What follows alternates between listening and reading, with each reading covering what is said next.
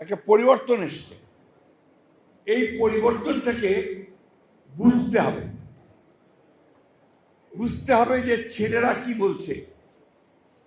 আমাদের মধ্যে অনেকে আছে, বিশেষ করে বিএনপির মধ্যে, ছেলেরা সব আন্দোলন একাই করেছে, এটা মানতে রাজি না, তাই না?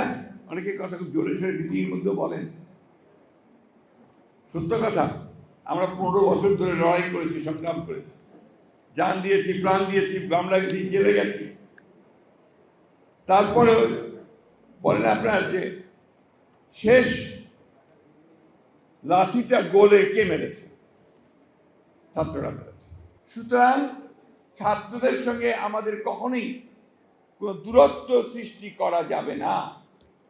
সবসময় মনে রাখতে হবে, এরা তরুণ, এদের অনেক উদ্দীপনা। আমরা যখন ছাত্র ছিলাম, আমরা তো এরকমই ছিলাম।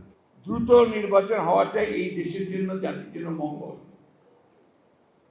কেন বলছি? আমাদের অভিজ্ঞতা থেকে। এই ধরনের সরকার যতদিন বেশি থাকে তত সমস্যা তৈরি হবে। কেন? এর তো ম্যান্ডেট নাই, এর তো নির্বাচিত সরকার নয়।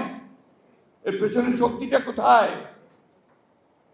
এই জন্যে এই সরকারকে ওইটা চিন্তা করতে হবে যে আমি যত দ্রুত সময় পারি প্রয়োজনীয় যে সংস্কারগুলো, যেগুলি আমরা কথা বলেছি 2 বছর আগে, আমাদের 31 দফা 2 বছর আগে দিয়েছি আমরা সংস্কার, তাই না?